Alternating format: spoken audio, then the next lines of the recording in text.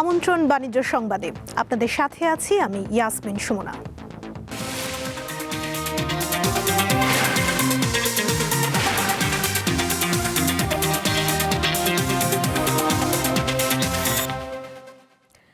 তরলীকৃত petroleum gas LPG বিক্রি বন্ধ করতে ডাকা ধর্মঘট প্রত্যাহার করে নিয়েছেন ব্যবসায়ীরা। তবে এর পরেও এলপিজি সংকট কাটছে না।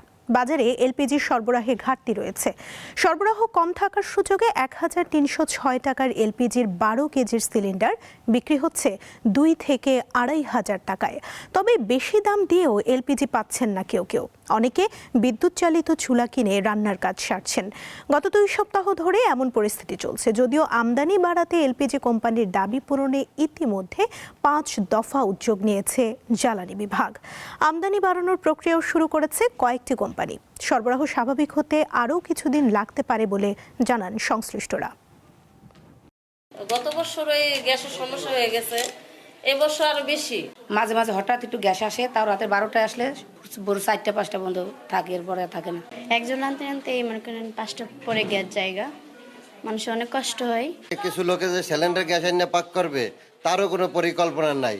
বর্তমানে সিলিন্ডার গ্যাসে মানে সিন্ডিকেট ব্যবসা যেভাবে হইতেছে, দোকানপাট বন্ধ করিয়া তারা মনে করেন আপনার কলাই রয়েছে যে বাড়তি গ্যাসের দাম নেয় বিদায়। কিছু টিহাজনকাল বেশি হলে তা তো গ্যাস পাইতেছি না। খালি ফোন আর ফোন দিতে আছে এক জায়গার থেকে, ভাই গ্যাস আছে নি, লাগে গাড়ি ভাড়া দিয়ে নিব। গাড়ি ভাড়া দিয়ে নিব ভালো কথা, দিতে পারলে সে নিব, কয় একটা হইলেও দেন, একটা থাকলে সে একটা দিব। এই হচ্ছে ব্যাপার। কারণটা কি বলতেছে? এইটা অনহেরাও ওই কোম্পানি আলারা জানে, আর যারা বড় বড় ডিস্ট্রিবিউটার হেরা জানে, এটা তো আমরা বলতে পারব না। এ বিষয়ে জানাতে আমাদের সঙ্গে যুক্ত আছেন সহকর্মী হেদায়েতুল্লাহ সীমান্ত। কথা বলবো তার সঙ্গে। সীমান্ত, এলপিজির সিলিন্ডার নিয়ে যে অরাজকতা চলছে তা নিয়ে কি বলছেন সংশ্লিষ্টরা?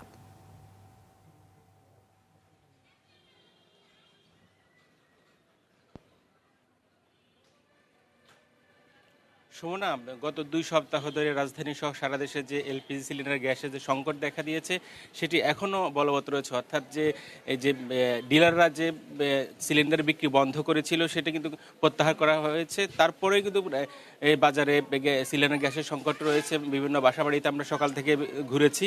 আমি এখন আদাবর এলাকায় রয়েছে, সেখানেও আমরা যে গ্যাসের লাইন যেখানে, সেখানে সেই গ্যাসের লাইনেও কিন্তু গ্যাস নাই। তারপরে সিলিন্ডার তো পাচ্ছেই না, মানে অর্থাৎ রাজধানী নগরের বাড়ি উভয় সংকট রয়েছে। আমি যদি একটু এখানকার একটা গ্যাস দোকানের কথা বলতে গেলে, সেই দোকানে কিন্তু গ্যাস সিলিন্ডারের অনেকে নিতে আসছেন কিন্তু গ্যাস পাচ্ছেন না। তারা দোকানদাররা বলছেন তারা ডিলারের কাছে তারা বোতল পাঠিয়েছেন, সেখান থেকে তারা গ্যাস দিচ্ছে না, বলছেন গ্যাসের সংকট রয়েছে।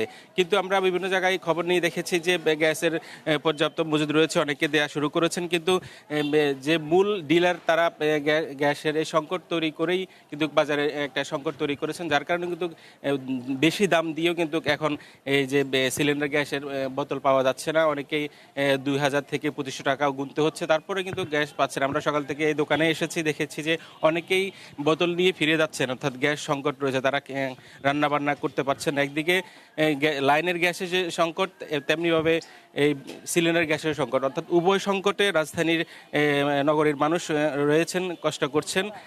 এই মুহূর্তে বলা চলে রাজধানীর বিভিন্ন এলাকায় অনেক দোকান বন্ধ রয়েছে। আমরা সকালে আদাবর এলাকায় বিভিন্ন জায়গায় ঘুরেছি, দেখেছি যে সিলিন্ডার দোকান যেগুলো রয়েছে সেগুলো অনেকগুলোই বন্ধ রয়েছে। আমরা যদি এখন একজন এখানকার দোকানদারের সাথে একটু কথা বলতে চাই, তারা কি করছেন। আপনারা তো আমরা দেখছি সকাল থেকে অনেকেই ফিরে যাচ্ছেন, আপনারা দামও বেশি বলছে, এটা কারণটা কি? গ্যাসের সংকটটা কোথায়? আসলে মূলত হচ্ছিল কোম্পানিগুলোর নানা জটিলতায় আমরা মিডিয়ার মাধ্যমে জানতে পারছি। যুক্তরাষ্ট্রের নিষেধাজ্ঞা আরোপ, বাংলাদেশে 29টা জাহাজ এটার নিষেধাজ্ঞা আরোপের জন্য, আবার ট্রানজিট জটিলতার মাধ্যমে এই নানান ঘন কুয়াশায় এইগুলোর জন্য প্রতি বছরেই সারা বাংলাদেশেই হচ্ছিল এলপি গ্যাসের সংকটটা থাকে ডিসেম্বর মাসে। তার ধারাবাহিকতায় এই মাসেও এরকম চলতেছে। ডিলাররা হচ্ছিল একদিন প্লান্টে গাড়ি পাঠাইলে একদিনে আমি 30,000 টাকা ভাড়া দিলাম, ওইটা 5 দিন যদি অপেক্ষা থাকে, ওইখানে ড্রাইভার স্টাফ ওই ভাড়াটাতে উনি 5 দিন পর 30,000 নিবে না। ওইটা বেশির কারণে এই দামটা গভর্নমেন্টের 1306 টাকা আমাদের রেটটা নির্ধারণ করেছে, ওইটার উপরেই আমাদের কিনা পড়ে। ডিলাররা হচ্ছে হলো 1300 টাকা মেমো দিচ্ছে, এই ভোক্তা অধিকারে বিভিন্ন জরিমানার পর ওনারা স্লিপেই 1300 টাকা, যেটা হচ্ছে হলো ভোক্তা কাস্টমার গ্রাহক পর্যায়ে ওইটা আমাদেরকে দিয়ে দিচ্ছে, অথচ ওনারা রেট নিচ্ছে 1600-1700 টাকা। যেমন গতকালকে আমাদের 30টা মাল দিয়েছে 1600 টাকা, আমরা 1700 টাকা বিক্রি করছি। আর বাংলাদেশে কোথাও ক্যাশ মেমো দিয়ে গ্যাস বিক্রি করে না, আমরাই শুধুমাত্র একটা দোকান যেখানে কাস্টমারকে ক্যাশ মেমো দিয়ে ন্যায্য মূল্যে দাম বিক্রি করি। গত মাসে গভর্নমেন্ট রেট ছিল 35 কেজি 3704 টাকা, ওখানে আমরা পৌঁছে দিয়ে 3700 টাকা রেখেছি। 1250 টাকা যেখানে, ওইখানে 1250 টাকাও রেখেছি আমরা। 1250 টাকা ডিলার পয়েন্টগুলোতে নিতে হবে, সেখানে আমরা ডেলিভারি দিয়ে, হোম ডেলিভারি দিয়েও 1250 টাকা রেখেছি, যেখানে 53 টাকা করে তারা ডিলার পয়েন্টে আমাদের থেকে নিয়ে যেতে হবে। এই যে গত 3 দিন ধরে কোনো সাপ্লাই নেই, আমার চাহিদা হচ্ছে 100 পিস, সেখানে তারা দিচ্ছে 20টা 30টা গ্রাহকের। আমি তো বাইরে বিক্রি করি না, আমার আদাবর এরিয়াতে যারা ধারাবাহিক নিয়মিত আমার রেগুলার কাস্টমার তাদের কাছে বিক্রি করি, কারণ বাইরে যারা নিবে আমার উপর যারা নির্ভরশীল তারা তো অন্য কোথাও পাবে না। আজকে সকালে যে ডিলারের কাছে যে গাড়ি পাঠিয়েছেন তারা কি বলেছে? তারা বলছে মাল নাই, গোডাউন বন্ধ, এক গাড়ি আসছে ভোরবেলায় বাড়তি রেটে বিক্রি করে সব চলে গেছে, সকাল 7টার আগেই সব প্রোডাক্ট বিক্রি করে তারা চলে গেছে।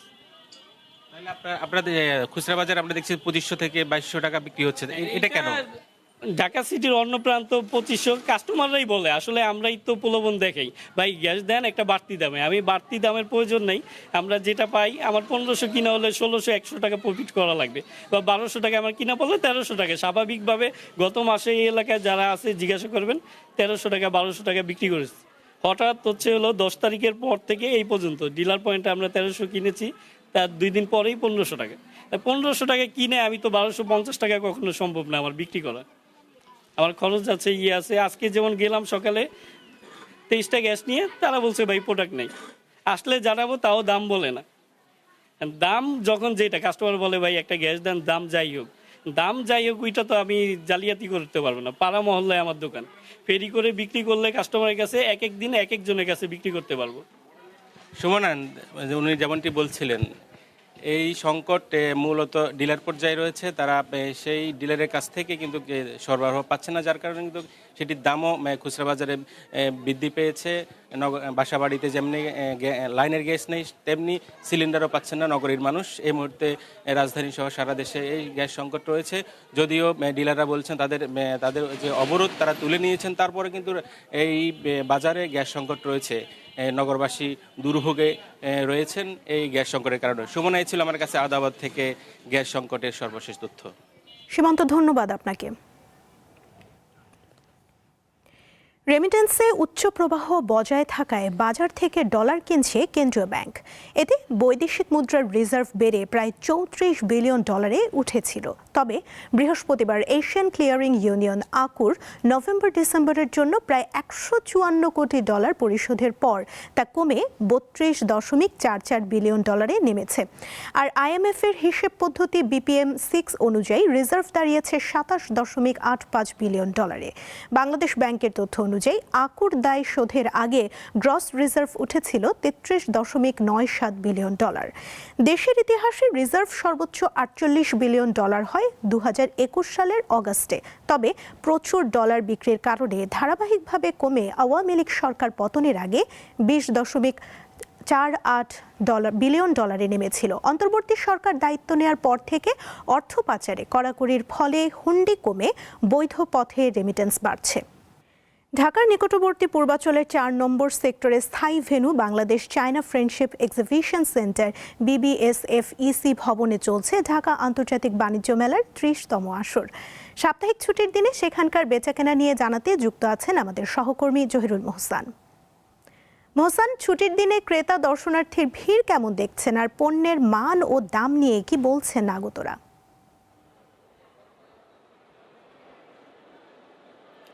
সুমনা 30তম আন্তর্জাতিক এই বাণিজ্য মেলার আজ 7ম দিন এবং এবারের এই গত 3 জানুয়ারি বাণিজ্য মেলা শুরু হয় এবং আজ হচ্ছে শুক্রবার, প্রথম ছুটি বলতে পারি।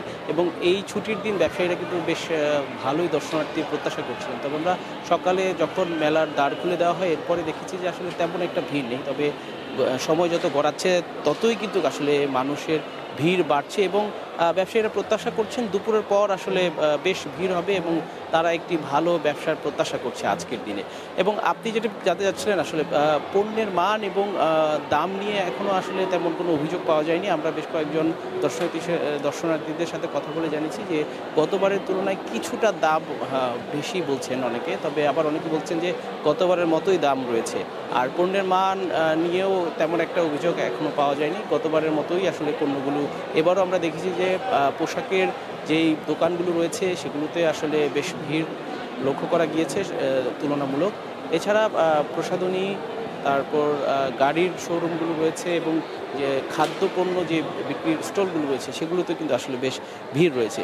এবার আসলে গত 1 জানুয়ারি মেলা শুরু হওয়ার কথা থাকলেও সাবেক প্রধানমন্ত্রী বেগম খালেদা জিয়ার মৃত্যুকে কেন্দ্র করে যে 3 দিনের রাষ্ট্রীয় শোক ছিল সেই জন্য মেলা শুরু হয় 3 দিন পর, অর্থাৎ 3 জানুয়ারি। এবং আজ মেলার 7ম দিন, প্রথম শুক্রবার এবং আগামীকাল শনিবার 2 দিন যেই ছুটি রয়েছে। প্রথম এই ছুটির দিনগুলোতে ব্যবসায়ীরা বেশ প্রস্তুতি নিয়ে বসেছেন যে ভালো একটি ব্যবসা তারা করবেন। এবং এবার আসলে বাংলাদেশ ছাড়াও ভারত, তুরস্ক, সিঙ্গাপুর, ইন্দোনেশিয়া, হংকং এবং মালয়েশিয়া সহ বেশ কিছু দেশ এই আন্তর্জাতিক বাণিজ্য মেলায় অংশ নিয়েছে। আবার বছরের এই মেলায় আসলে এবার 50 টাকা করে যারা প্রাপ্তবয়স্ক রয়েছেন তাদের জন্য টিকিট নির্ধারণ করা হয়েছে এবং শিশুদের জন্য 25 টাকা মূল্যের টিকিট দিয়ে আসলে এই মেলায় প্রবেশ করতে হচ্ছে। এছাড়া মুক্তিযোদ্ধা, প্রতিবন্ধী ব্যক্তি এবং জুলাই আন্দোলনে যারা আহত ব্যক্তি রয়েছেন তারা পরিচয় প্রদর্শন করে আসলে বিনামূল্যেই মেলায় প্রবেশ করতে পারবেন। মেলা সকাল 10টায় শুরু হয়েছে। প্রত্যেকটি স্টলই দেখেছি একদম সম্পূর্ণভাবেই প্রস্তুত রয়েছে, সবাই তাদের পণ্যর পসরা সাজিয়ে বসেছেন আসলে। বিদেশি যে স্টলগুলো রয়েছে সেই স্টলগুলোর প্রতি দর্শনার্থীদের বেশ আগ্রহ রয়েছে। এবার বিভিন্ন খাতের প্রায় 324টি স্টল নিয়ে এবারের আন্তর্জাতিক বাণিজ্য মেলার পুরো পসরা সেজেছে এবং এর পাশাপাশি রয়েছে রেস্টুরেন্ট রয়েছে, খাবারের নানা ধরনের দোকান রয়েছে, খাদ্যপণ্য বিক্রির দোকান রয়েছে। এছাড়া আমরা দেখেছি যে শিশুদের খেলনার দোকানেও বেশ চাহিদা রয়েছে এবং প্রসাধনীর যে দোকানগুলো রয়েছে সেগুলোতেও কিন্তু আসলে দর্শনার্থীদের আসলে ভিড় রয়েছে। এছাড়া সকাল থেকে মেলায় দর্শনার্থীরা প্রবেশ করছেন। তবে আজ শুক্রবার যেহেতু জুমার নামাজের পর দুপুরের পর আসলে দর্শনার্থীর সংখ্যা আরও বাড়বে এবং ভালো ব্যবসার প্রত্যাশায় রয়েছেন ব্যবসায়ীরা। দর্শনার্থী যারা আসছেন তারা বলছেন যে মেলায় যেহেতু ঘুরে ঘুরে দেখতে হয় সেই জন্য তারা অনেকেই সকালে চলে এসেছেন, তারা ঘুরে ঘুরে দেখছেন কোন পণ্যটি কিনবেন। এবার অনেকেই কিন্তু আসলে আজকে প্রথমবার এসেছেন এবং কয়েকজনকে পেয়েছি আসলে তারা আসলে আজকে দ্বিতীয়বারের মতো আসলে মেলায় এসেছেন। শুক্রবার দিনগুলোতেই মেলায় আসলে ভিড় বেশি থাকে এবং এই ভিড়কে কেন্দ্র করে ব্যবসায়ীরাও আসলে বেশ প্রস্তুত থাকে যে তাদের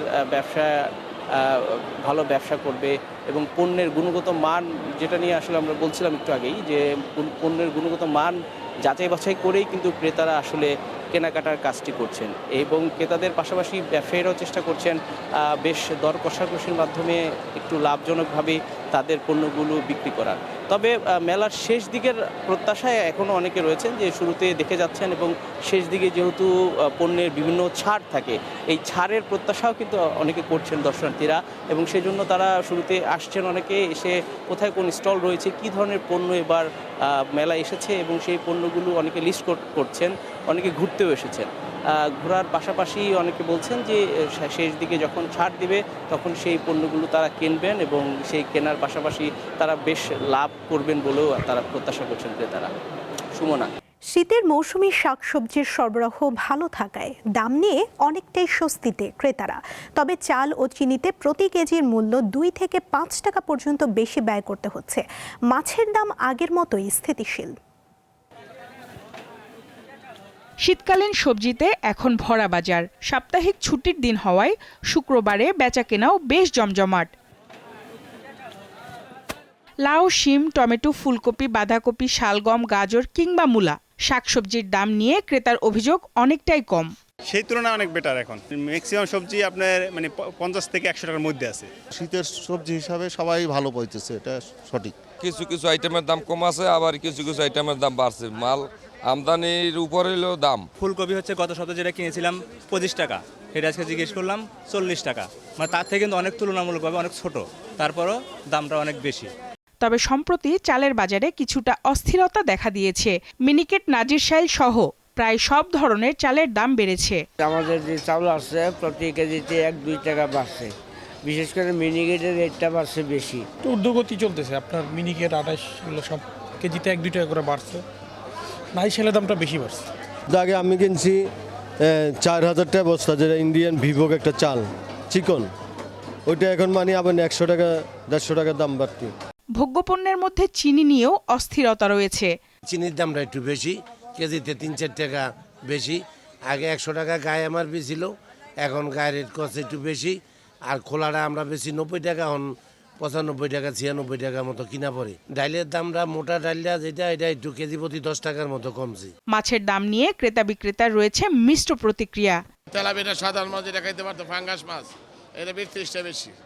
আপনার কাতল মাছ, রুই মাছ 1-1.5 কেজি, যেটা ছিল 250-240, এটা 270-80। রুই মাছ হলো 1 থেকে 1.5 কেজি হলো, যেগুলো 320 টাকা কেজি। তারপরে চিংড়ি মাছ আছে 600-700 টাকা কেজি, ভালো চিংড়ি মাছ পাওয়া যায়। আগের তুলনায় এখন মাছের দাম অনেক কম। কম্পারেটিভলি প্রতিটা মাছের দাম বেশি। কাতল যখন গত সপ্তাহ ছিল 420-400, সেটা এখন 450। 1 মাস 2 মাস আগের তুলনায় এখন কিছুটা কম। কারণ বাজারে গরুর মাংস বিক্রি হচ্ছে 750 টাকা আর খাসির মাংস 1250 টাকায়। সঞ্জিদা প্লাবনী, দীপ্ত সংবাদ, ঢাকা। টানা 2 দফা বাড়ানোর পর দেশের বাজারে স্বর্ণের দাম কিছুটা কমিয়েছে বাংলাদেশ জুয়েলার্স অ্যাসোসিয়েশন বাজুস। এবার ভরিতে 1050 টাকা কমিয়ে 22 ক্যারেটের 1 ভরি স্বর্ণের দাম 2,26,806 টাকা নির্ধারণ করেছে সংগঠনটি। বৃহস্পতিবার রাতে এক বিজ্ঞপ্তিতে এ তথ্য জানিয়েছে বাজুস। আজ থেকেই নতুন এই দাম কার্যকর ধরা হয়েছে। নতুন দাম অনুযায়ী প্রতি ভরি 21 ক্যারেটের স্বর্ণের দাম পড়বে 2,16,484 টাকা, 18 ক্যারেটের 1,85,574 টাকা এবং সনাতন পদ্ধতির প্রতি ভরি স্বর্ণের দাম 1,54,665 টাকা নির্ধারণ করা হয়েছে। বিজ্ঞপ্তিতে বাজুস আরও জানায়, স্বর্ণের বিক্রয় মূল্যের সঙ্গে আবশ্যিকভাবে সরকার নির্ধারিত 5% ভ্যাট ও বাজুস নির্ধারিত ন্যূনতম মজুরি 6% যুক্ত করতে হবে। তবে গহনার ডিজাইন ও মানভেদে মজুরির তারতম্য হতে পারে। দেশ জুড়ে চলছে ওয়ালটনের digital campaign season 23। Walton plaza বা পরিবেশক শোরুম থেকে পণ্য কিনলেই ক্রেতারা পাচ্ছেন সর্বাধুনিক প্রযুক্তির side by side refrigerator, AC, TV, washing machine ও ওভেন সহ বিভিন্ন ধরনের পণ্য ফ্রি এবং নিশ্চিত উপহার। প্রতিদিনই দেশব্যাপী অসংখ্য ক্রেতার হাতে উপহারের ফ্রি পণ্য তুলে দিচ্ছে ওয়ালটন কর্তৃপক্ষ। ক্যাম্পেইনের চলতি সিজনে ঢাকা, রংপুর, সিলেট, যশোর, কুষ্টিয়া ও মাগুরা জেলায় ওয়ালটন পণ্য কিনে উপহার পাওয়া side by side refrigerator, smart TV, microwave oven সহ বিভিন্ন ফ্রি পণ্য 9 জন ক্রেতার হাতে তুলে দেওয়া হয়। সম্প্রতি সংশ্লিষ্ট জেলায় আয়োজিত আলাদা অনুষ্ঠানে ক্রেতাদের হাতে এসব উপহারের পণ্য তুলে দেন চিত্রনায়ক ও ওয়ালটনের senior executive director Amin Khan. এই ছিল এখনকার দীপ্ত বাণিজ্য সংবাদে। এরপর দীপ্ত আন্তর্জাতিক সংবাদ দেখার আমন্ত্রণ জানিয়ে শেষ করছি। ধন্যবাদ সবাইকে।